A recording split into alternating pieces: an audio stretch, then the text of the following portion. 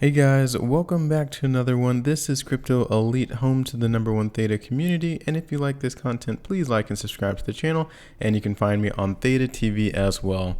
All right, guys, in today's video, we are going to be talking about this very large hack that happened recently. It's the Harmony's Horizon Bridge hack.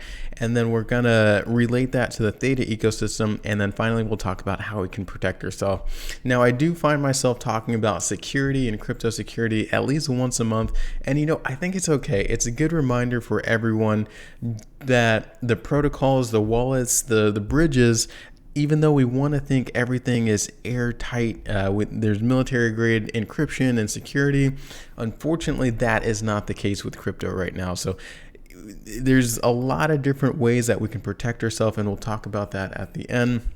But let's start off with this big hack. So this is Harmony's Horizon Bridge, hacked for $100 million. Now that is very, very hard to fathom how much money that is, but it's a layer 1 blockchain, very similar to Theta, and it's been exploited for a big chunk of money that was swapped for ETH. And the hack raised many community concerns about the robustness of the 2 of 4 multi-sig wallets that secured the bridge. And there's been a lot of hacks in the past with these different bridges, and that's kind of been part of the problem.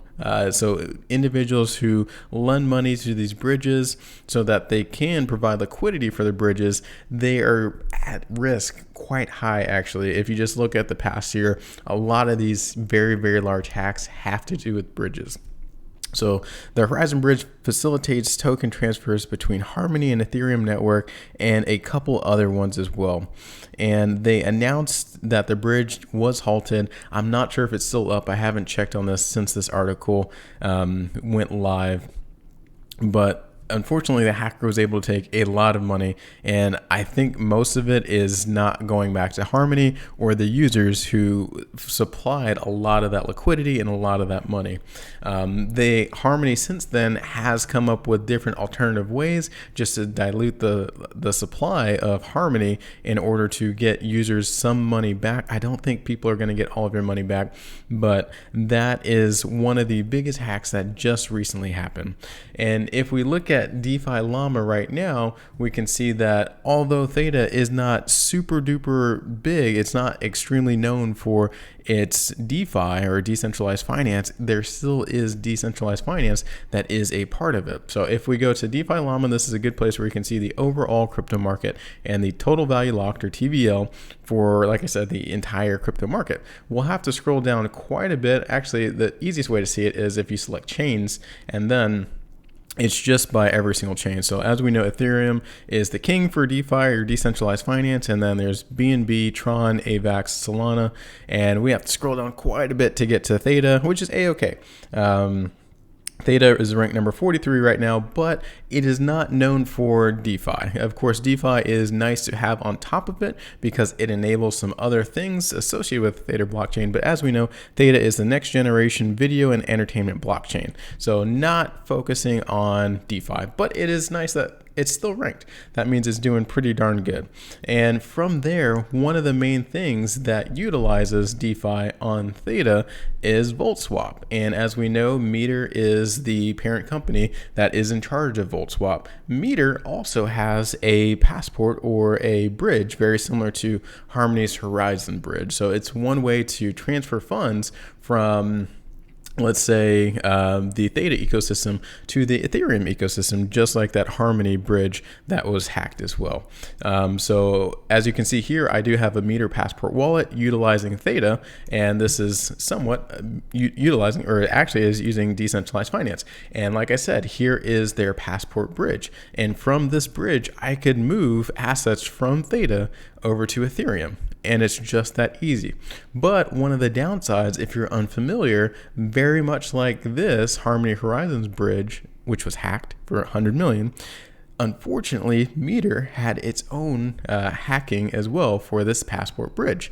And on the positive side, it was nowhere near $100 million, but this The latest DeFi bridge exploit results in a $4.4 million of loss for Meter. And I'm not saying that that's good, or I'm happy that it was just 4.4, because that means ultimately people lost their money.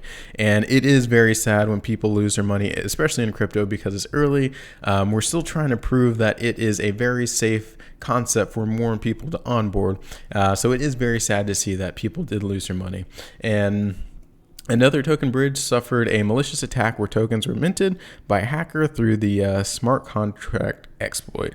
Unfortunately, this did happen, but I do like Meter.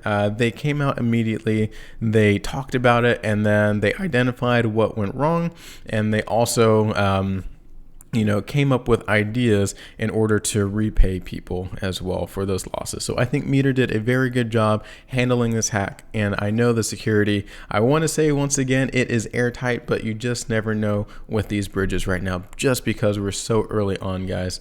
With that being said, if you're ever concerned, there are a couple places where you can store your tokens, and one safe place that does not utilize any of the bridges, no DeFi whatsoever, and that is just the wallet from ThetaToken.org. You can go to the official Theta website, select the wallet, and then from there, it is a very safe place to deposit your Theta coins, your TFUEL tokens, as well as your T-Drop tokens, and any other TNT20 tokens that you have. That would be my #1 recommended place. And also on top of that, if you want to add an additional layer of security, then you could use a ledger. Now this is another layer of security. So hypothetically speaking, if someone were to access your account, which they probably won't be able to without certain information, then they won't be able to authorize any transfers in or out without this device. So that is why it is called cold storage. It is something you can just think of your coins being stored on this device. So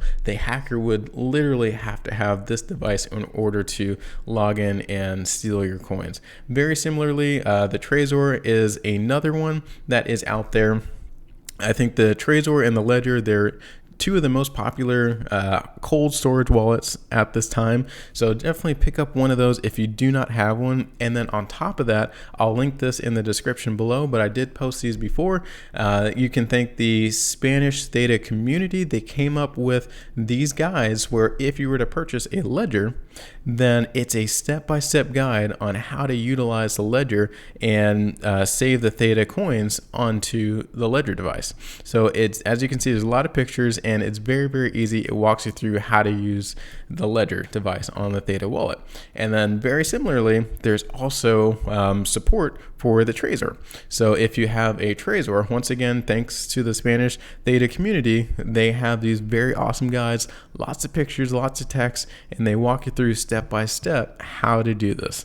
So in summary, guys, there's been a lot of hacks out there, and a lot of very, very large hacks. And one of the best ways to protect yourself is to use, one recommendation for me is just the Theta wallet that's on ThetaToken.org, or using the Ledger or Trezor hardware wallets. And I will post the how-to guides in the description below. And also, if you're staying with me, I do have a link below. If you want to buy a Ledger device, I have an affiliate link in the description below. It does help support this YouTube channel. So thank you very much if you'd like to use that. If you have any questions, let me know in the comments below, and I'll see you on the next one.